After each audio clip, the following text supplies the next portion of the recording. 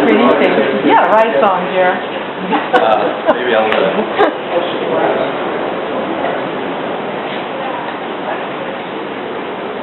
You know, when we all sit down, sometimes with our mates, sometimes not without, but we say, let's talk.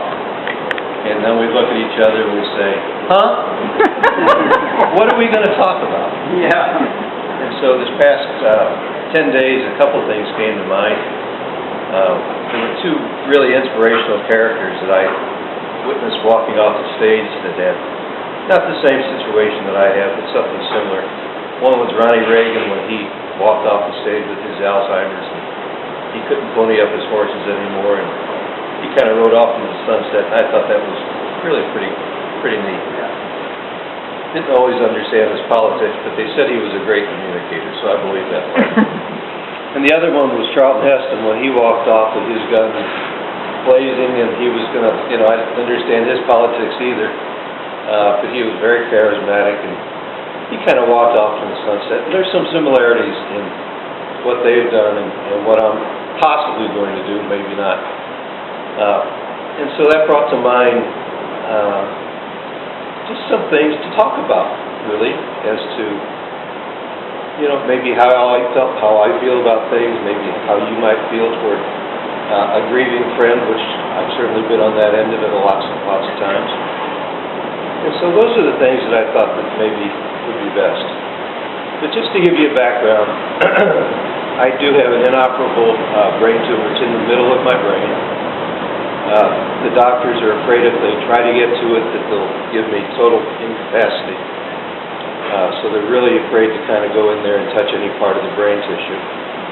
And so that leaves me in a position with another option, and that's shrinking the brain tumor until possibly it could get to the size where it could be handled by some of the new whiz-bang machines that are coming out into the marketplace.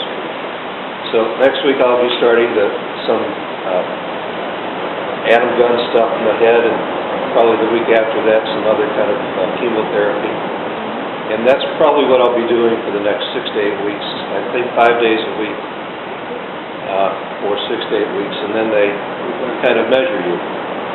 But in the meantime, the tumor is growing. It's starting to affect my mobility and other parts of my body. I understand my brain's going to work pretty good till it stops, but other parts may not work quite as well. And so with that thought in mind, I felt that there were things that I needed to do in life before my life was finished.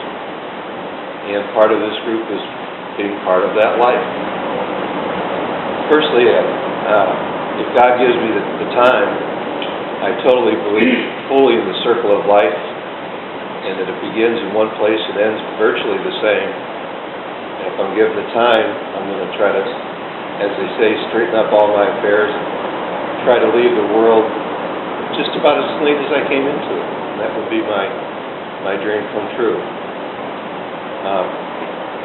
I'd like to say something to each and every one of you. I can see your faces. I've had relationships with each and every one. We've had great friendships. We've had some great times. I may rebound and beat the crap out of you guys in the tennis court next year. You don't know. And Scrabble. I would love to hand you the winner's trophy. So we really don't know what's going to happen. But I do know that a lot of you will be going back to the places where you call home. You'll be gone for some time. I'll be gone for some time. We don't really know where we're going to meet up. I'm sure we'll meet up somewhere. My being 65 years old probably brings a lot of mortality to all of your lives, because you realize that you are no longer 65 or 3, and that whatever it is in your lives that you want to get on with, you better get on with, because it's just not a rehearsal anymore. So, anyway, I would be more than happy to answer any questions that anybody has about. There's still things out there that we have to investigate that may be possible cures. We're not giving up hope, believe me. We're not digging our heads in the sand, but my physical abilities to get around are terribly impaired, and it just takes a lot of energy to get from one place to another. And so we've started looking at the hospital beds and, you know, all the things that go with that. And again, it's not that we're giving up, but we have to look at those eventualities. And that's really it, guys. I mean, I love each one, looking at Don in the back, and Andy, and Luke Kaiser. My God, Arnold, you've been a soul of inspiration for so long, and Jenny, and all the sweet people here. And I love each and every one of you dearly. And prayers are really the best thing that we can do at this point. I mean, there just really isn't anything else. We get on with life, and we do what we think we're supposed to do, and that's it. Anybody have a question for that? Well, you're a good speaker, Jer. No, I do believe in the circle of life. I want to complete my circle of life. I think I can. And if I live a lot longer, then so much the better, and maybe I'll recover, and maybe I won't. But whatever it is, I'll take it. Glenn and I have had a great life together. And I could say lots and lots of things about mushy things too.